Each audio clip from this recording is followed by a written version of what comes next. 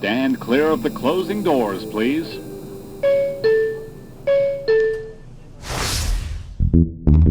Welcome aboard, everyone. Welcome to the latest episode of Democracy Exchange with the Depot, the one-stop station where we engage in conversations to foster understanding. I'm your host, Samantha Conrad. Welcome back, everyone. I hope you all had a restful holiday break. I'm so happy to be back in the host seat, and we're so ready to bring you more episodes of Democracy Exchange here in 2025. Jumping back into content, today's episode is going to be about a topic that becomes more and more important with each passing day, and that topic is climate change. And today, to talk about climate change with us, is our expert guest, Dr. Kear. Dr. Kear happens to be both an expert on the environment and sustainability, as well as public policy and the American government. And before we jump in to explain very briefly, climate change is best described as long-term shifts in temperature and weather patterns, and we know, obviously, that human activity, such as burning of fossil fuels, is the main cause of climate change. And now I'm going to turn it over to our guest, Dr. Kear. Dr. Kear, thank you for being here. Yeah, thanks for having me. Appreciate it. All right. So my first question is, I know that climate change scientists have been saying for years that there needs to be significant action by the state and local governments to combat climate change. And why are they saying this? Like, what is the basis? Why are climate change scientists so strongly urging climate action? That's a good question. And I'm glad that you led with the definition of what climate change is, because oftentimes people conflate global warming with climate change and confuse just short-term weather patterns with long-term weather patterns and precipitation and all of that. There's a variety of reasons why climate scientists are urging action at the state and local level, as well as like national and international level. With the temperatures rising globally, right? With more of the sun's radiation getting trapped in the atmosphere, we have melting of glaciers. We have the warming of the oceans. We have, lots of carbon dioxide being put into the atmosphere, and that's being absorbed by the oceans as well. What are the effects? What are the impacts, right? And we'll probably get to those in subsequent questions, but just the rising temperatures of our oceans are causing coral bleaching, and that's where a majority of ocean life is. That and the pH levels of the water as well. So you've got that. If we do have glaciers melting, say like in Greenland, if Greenland's glaciers were all to melt, sea levels would rise by 7 meters, like 23 feet. So if you look globally where people live, we have, massive amounts of population centers and cities in coastal areas. So we could have flooding. So you could kiss Florida goodbye, right? Then you have kind of the, exacerbation of, intense weather events like hurricanes, right? Hurricanes are stronger, when they hit the Gulf of Mexico because the surface temperatures of the Gulf of Mexico, a couple degrees in surface temperature raise can turn a Category 3 hurricane into a Category 5 hurricane. Those are just some of the things, dealing with sea, but also we've got, issues on land and, changing weather patterns on land, increasing drought, which also affects our food supply and our agriculture industry globally.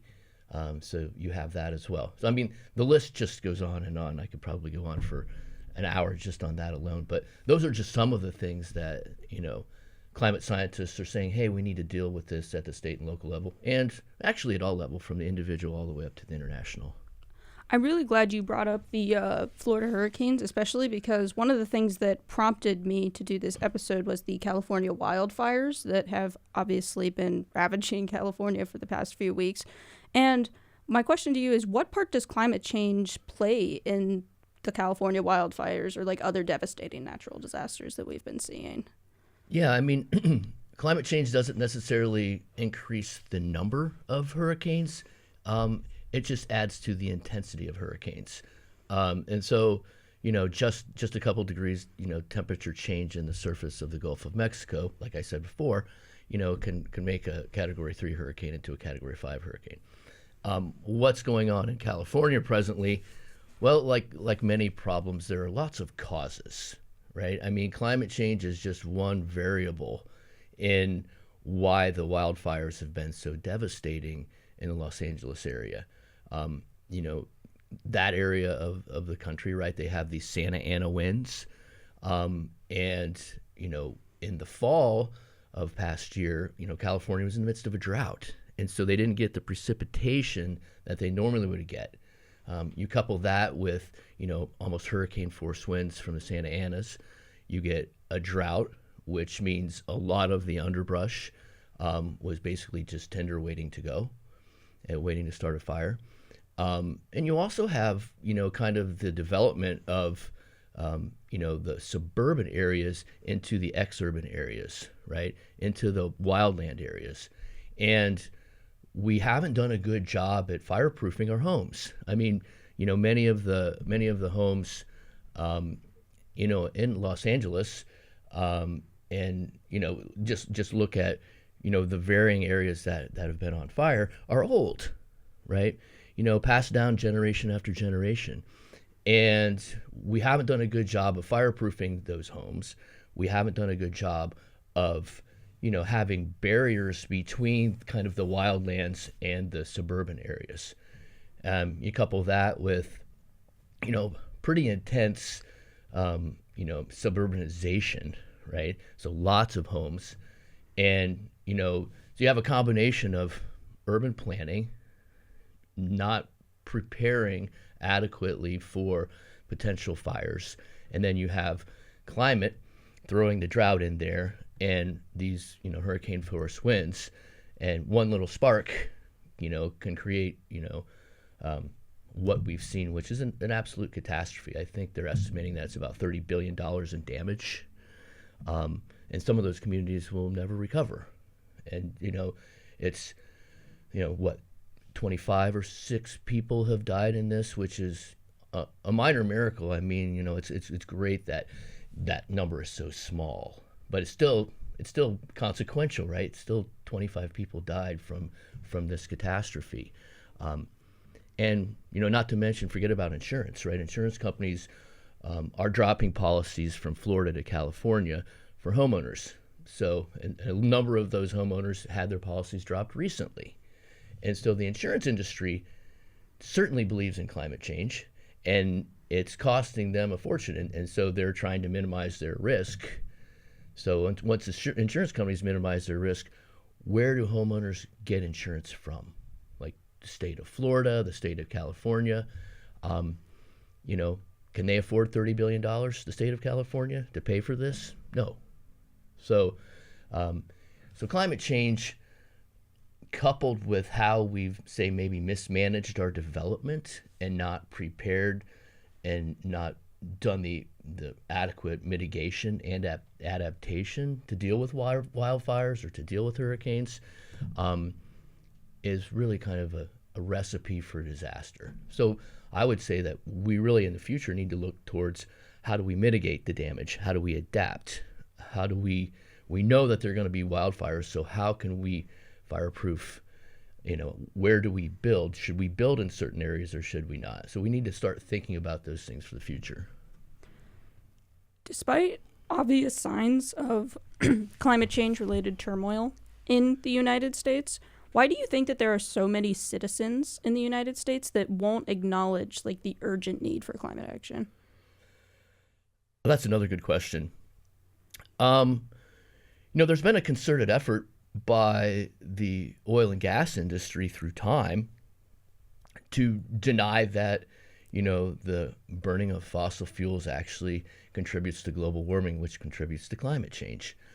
You know, through a number of lawsuits, we've found out that, you know, ExxonMobil back in the 1960s and 1970s, they actually did some climate modeling based upon our fossil fuel consumption. And they realized back then that, yes, this is going to increase temperatures globally. And, you know, the addition of carbon dioxide to the atmosphere, as well as methane, you know, another greenhouse gas, which is the primary compound in natural gas, was going to drive temperatures up. And so I think, and it kind of like the big tobacco industry, back in the day, they knew that cigarette smoking caused cancer, but yet they denied it. And, you know, they had campaigns to kind of obfuscate and cover it up. And so we still have that today with the fossil fuel industry doing the same thing. Now they might try to do some greenwashing and say, hey, we're doing some really good things to, to do environmentally friendly drilling and such. But at the end of the day, they've known for a long time. So I think it's that misinformation campaign in part that, is kind of driving citizens to not believe in climate change. I would say another thing is that, with the intense polarization of, those on the left and those on the right, and kind of the politicization of climate, right? That also I think is a wedge, for driving people to say, I really question this. There's also a growing, I think, push questioning science and the scientific method in general, right? If you're looking at the climate science and the climate scientists from a variety of different disciplines, right? It's nearly unanimous that our burning of fossil fuels is driving climate change. It's not even close. And so there has been a questioning of that science. But the science is settled. Now the politics is not, right? And so there is political contestation and legitimate political contestation on what should we do. Denying that the problem exists is something that people who don't want an issue to get on the agenda often do. Just deny that it's not real, that it doesn't exist. Unfortunately, we're not beyond that point. And so, we have leaders that are pushing those narratives as well. And I think we need to move beyond that and have a more, sane, rational, friendly conversation.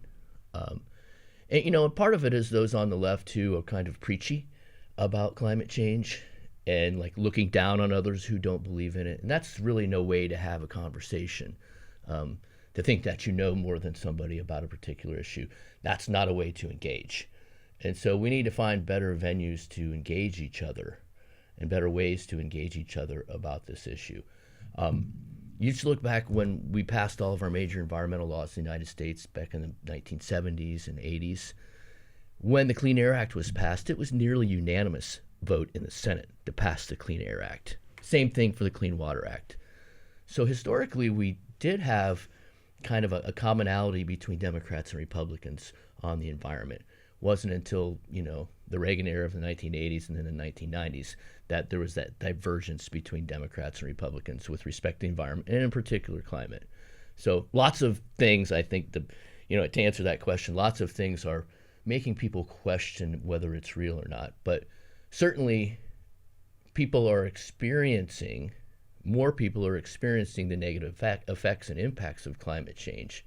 When you have floods in Asheville, North Carolina, from a hurricane, a couple hundred miles inland, people are, I think, now realizing, well, I don't have to live in Louisiana or Florida to be negatively impacted by climate change. So I think through maybe a more constructive dialogue, more people will start to understand. And if you're experiencing something negatively directly, more people are going to begin to understand how dire the circumstance is. On that note, on the note about government action, I feel the sentiment from everyone that believes in climate change and wants climate action is that there seems to be a frustrating lack of action from the federal government and state governments from both political parties. Why do you think that climate change is such a low priority, seemingly, on their priority list? That's a great question. Certainly your generation, it's a front and center issue, right? And, and just look at who's in power, right? Look at what generation is in power in the U.S. Congress right now and what they look like. And you could probably say that at the state level as well. So I think maybe it's a generational thing. Younger generations have other problems that they feel are more pressing than older generations. The inaction of our federal government has been a pretty long time. We've been inactive at the federal level dealing with climate. the United States used to be a global leader with respect to environmental issues. The 1970s, 1980s laws that I was talking about, other countries around the world copied those. But subsequently, we've kind of been a laggard. We've lagged behind other countries, especially at the federal level, in addressing climate. I would say that the Inflation Reduction Act, right, of 2022,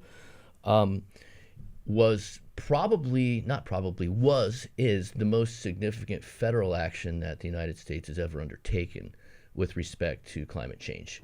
I mean, to the tune of $500 billion, right?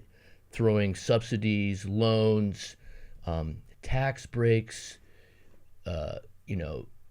pushing energy efficiency, pushing the electrification of our transportation system, investing in, battery plants, investing in electric vehicle plants domestically, providing subsidies for the common person for, doing energy efficiency in one's home, putting more insulation in, maybe putting solar panels on the roof. So there has been some action. Now, it remains to be seen how that act will be implemented under the new administration, right? But it's still law. Under the Obama administration, the American Reinvestment and Recovery Act, the federal government put about $100 billion towards renewable energy, kind of in if you will, a green new economy, right? That also kind of gets some bad press, a green new economy. But, and I would say too that there are over 30 states that have renewable portfolio standards. And a renewable portfolio standard is simply, the state requires the major utilities to get a certain percentage of their energy from renewables by a certain date. So Ohio even has a renewable portfolio standard, which a few years ago our state legislature actually reduced that number from like 12.5% to 8% or 7.5%. But there are states like Hawaii that have really aggressive renewable portfolio standards, and they want to get 100% of their energy from renewables by, say, 2040 or 50 or something like that. So there has been action, but because it's such a large problem and it's an expensive problem to deal with. So I think that's part of the reason why there has been inaction, because state and local governments have to balance their budgets. Now, the federal government doesn't, right? And so the federal government really is the source for funding to help address this. So there has been action, but maybe not as much as some folks like you maybe would like, and myself, right? On that note as well, I saw recently that the U.S. Climate Vulnerability Index, and on there it shows that there are some states, obviously, that are substantially more vulnerable to climate change than others, and some states obviously are much less vulnerable or are doing much better in terms of climate change. And what do you think explains like this severe contrast that we see in the United States? Now, that's a good question. I think geography has something to do with it. Where states are located geographically, we don't have to worry about hurricanes in Ohio, right? But we do have to worry about drought and floods. And so geography plays a great deal with it. I was when you gave me those list of questions, I was trying to think like, okay, well, what else?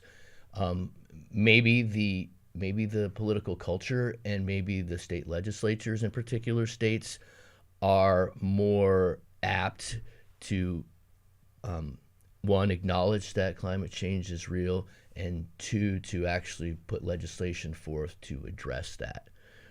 I think it was around 2000 or so that California, unsurprisingly, right, but it was Republican Governor Arnold Schwarzenegger at the time, they passed the first state-level climate law, right? And so, I wouldn't say red state, blue state difference, but there is a red state, blue state difference, depending on who's controlling the state legislature and the governor's office in how or if they will actually address, right, the issue at hand.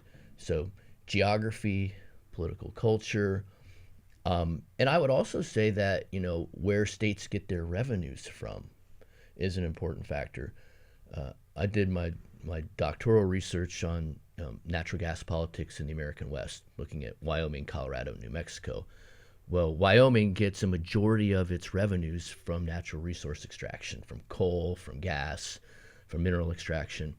And so Wyoming historically has been a pro-natural resource development state, and and not a let's pass a climate law state, right? So it kind of augurs against their own revenue self-best interest to address climate change.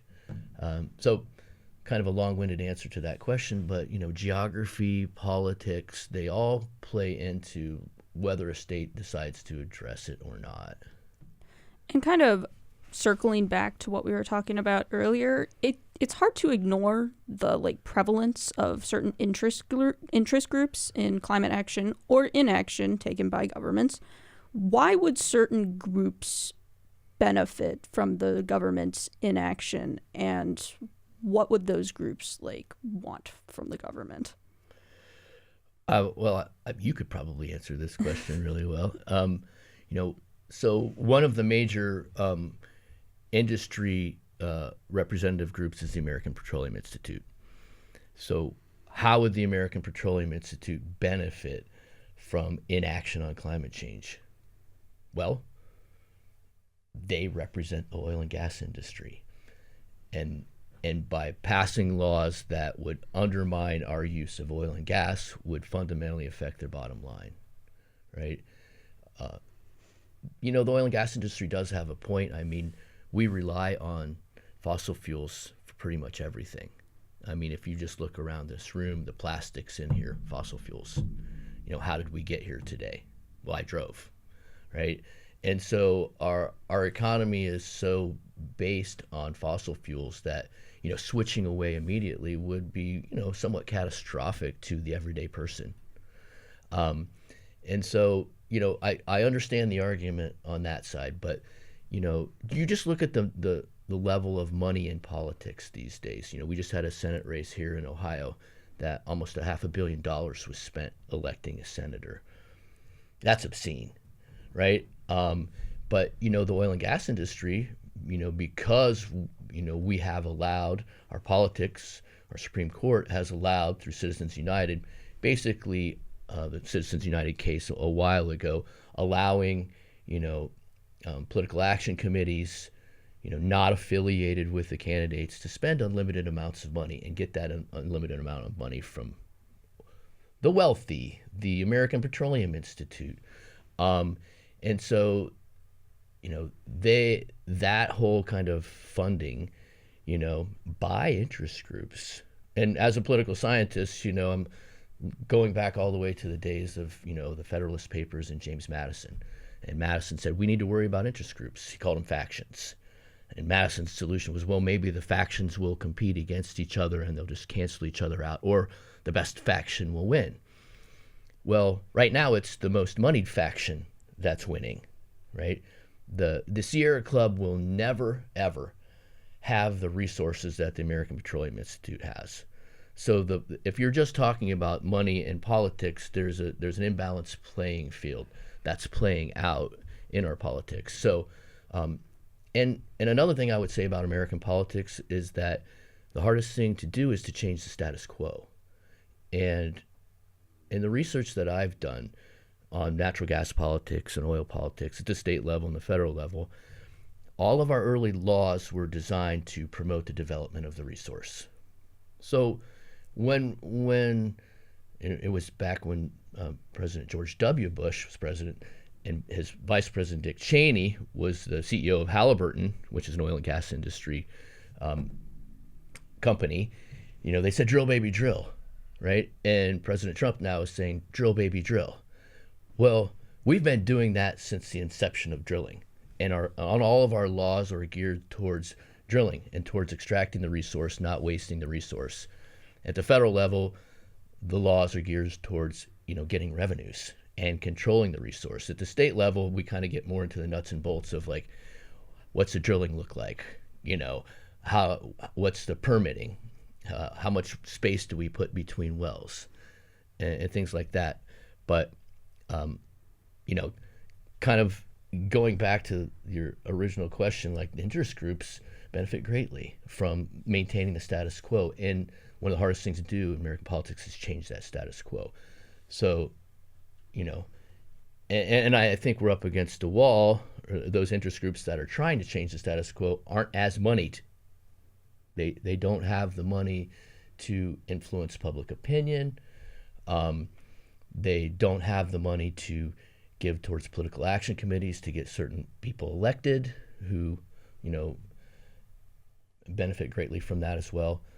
And I would add that, you know, the present administration's, you know, the Trump administration's push to drill more, the United States is already the global leader in natural gas production and oil production. And this happened under Democrat watch as well as Republican watch, right? So under the Biden administration, we produce more oil and gas than we ever have in the United States. I don't really think we can drill that much more, right? And, you know, per capita, the United States, we're the global leader in carbon dioxide emissions. Now, China's the global leader in total emissions, but per person, we are. So we would have to change our lifestyles and do a lot of different things. But I think the interest groups and interest group hold on our politics, maybe the stranglehold on affecting change, is significant. And, you know, other than like changing electoral laws, right, trying to get money out of elections, that would be a good first step. But I don't see that happening anytime soon. And how do you think the results of the 2024 election and the Trump administration, what effect do you think those will have on future climate change policies in America? Oh, we see it already. I mean, you see it through the slew of executive orders that President Trump has signed. Our withdrawal again from the Paris Climate Accords, which, by the way, most countries aren't meeting their projected reductions as they said they were going to. So one, you have kind of a withdrawal from our presence on the international stage dealing with climate. You know, you have the push to drill more, to increase permitting, to have more leasing on federal lands. So those are just a couple. Also, I think President Trump said something about getting rid of the $7,500, $8,500 rebate that you would get from purchasing an electric vehicle. Now, you're a political scientist, right? So executive orders, like all presidents sign them, right? It's basically an order that the president gives the bureaucracy that has the force and rule of law, but it doesn't have to be okayed by the Senate.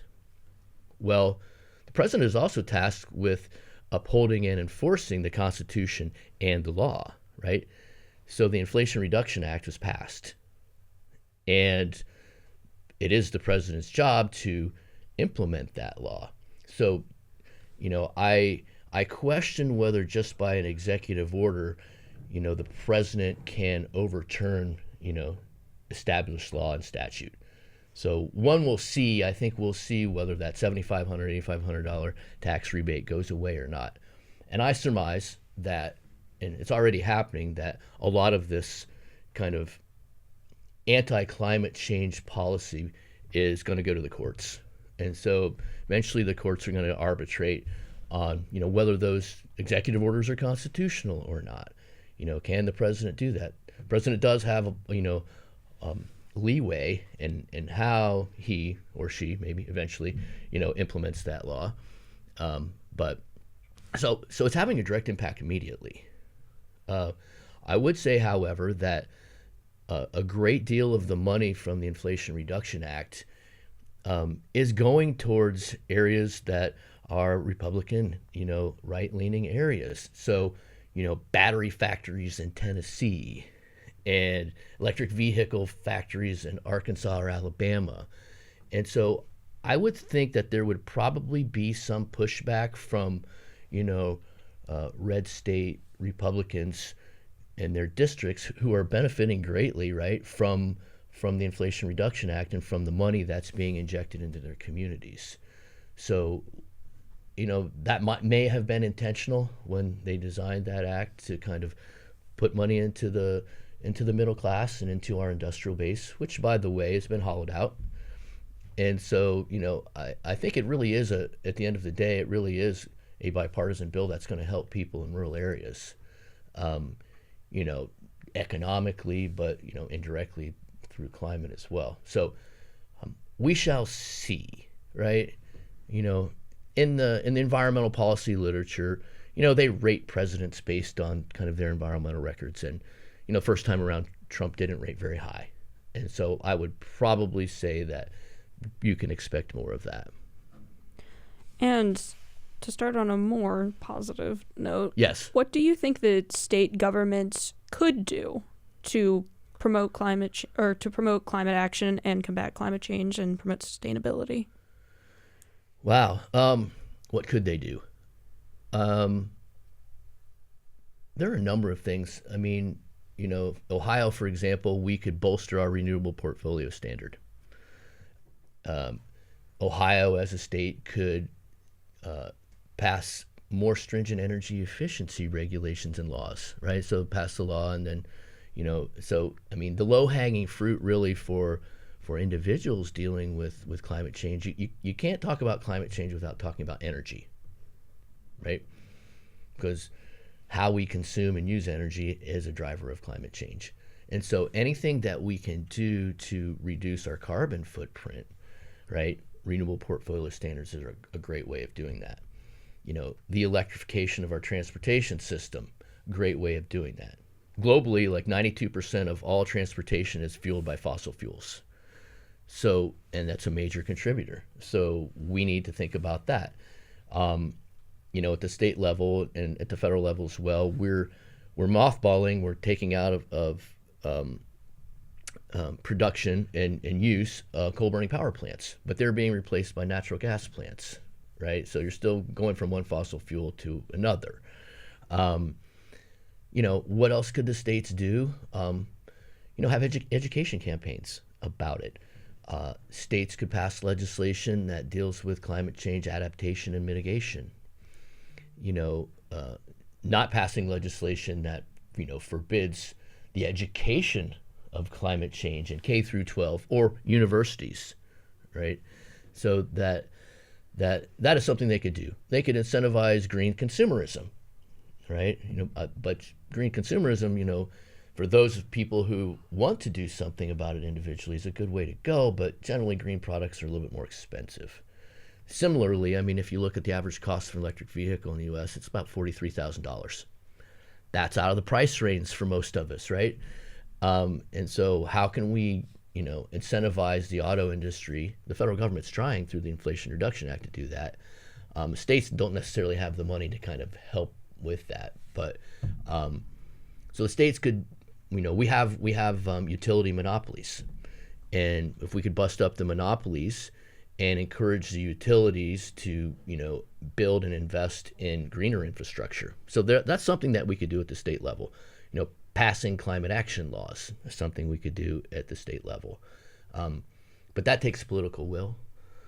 And unfortunately, it's a very partisan issue. So it depends on who controls the governor's office and who controls the legislature to do that.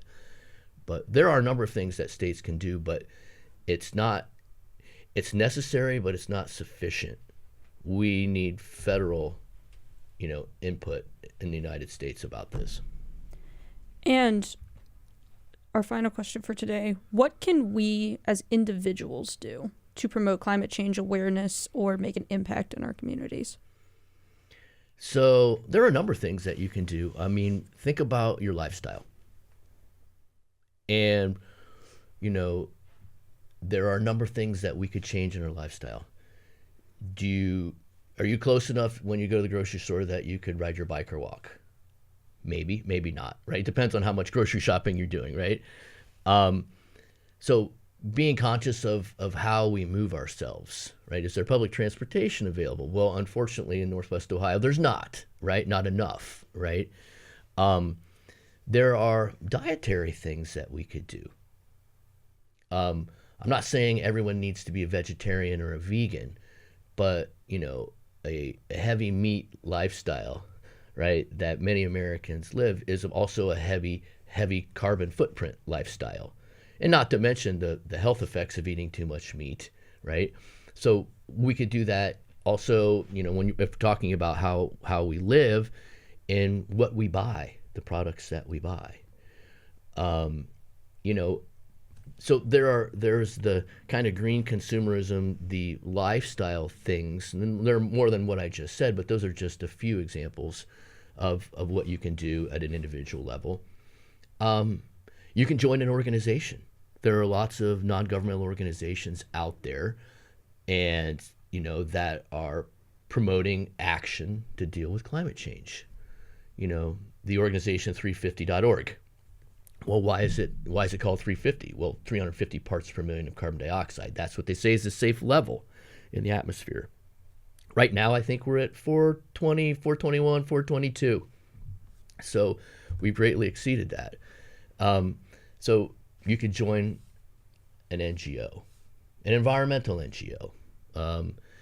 The traditional way, and as you know, as a political scientist, you could write your legislator, right? You could say, hey, Representative Latta, this is a issue that's really concerning to me. And, whether Latta does anything about that remains to be seen, but nonetheless, you could be engaged on that level. And you could be engaged not just, kind of our federal representation, but at the state level. Burrowing down even more locally, what can we do at the city level? Does the city of Bowling Green have a climate action plan? Bowling Green State University does, right? I'm working with a student right now doing an honors project on looking at, what we've done. How are we doing? And so getting involved, I think, at the local level, even at the university level or at the school level or, at the kind of city town level, and being involved and going to meetings. Like, okay, what do we have any climate policies in Perrysburg or in BG? And if we do, what are we doing? Are we pushing more bike lanes and, pushing public transportation? What are we doing? So, I think getting involved from the federal level all the way down to the local level, looking at our lifestyles, and just having conversations with not only your friends, but, you're on a university campus. There are people that probably don't have the same beliefs that you do, and maybe just engaging in conversation with people who don't think like you, I think is a really good first step. Starting that dialogue, right? Because I think Republicans and Democrats and those on the left and right, we do have a lot in common, and like finding that common ground and treating each other with respect to have a sane, non-confrontational conversation about complex subjects like climate change, that's a necessary step. And so that's what I would encourage a lot of people to do, is kind of be more open-minded about that and try and have those difficult conversations. Dr. Kear, thank you so much for being on our show today. Today was our last stop at Democracy Exchange with the Depot. I want to thank our guest today, Dr. Kear, once again. And thank you to the Depot social media and podcast team, Samantha Perry and Maria Letrieri. And special thanks to the Falcon Radio and Professor Robert Alexander, our founder. I've been your host and researcher, Samantha Conrad. Join us next time at Democracy Exchange with the Depot. To find the video version of this podcast, you can find us on our YouTube page at BGSU Depot and for the rest of our socials. Bye for now.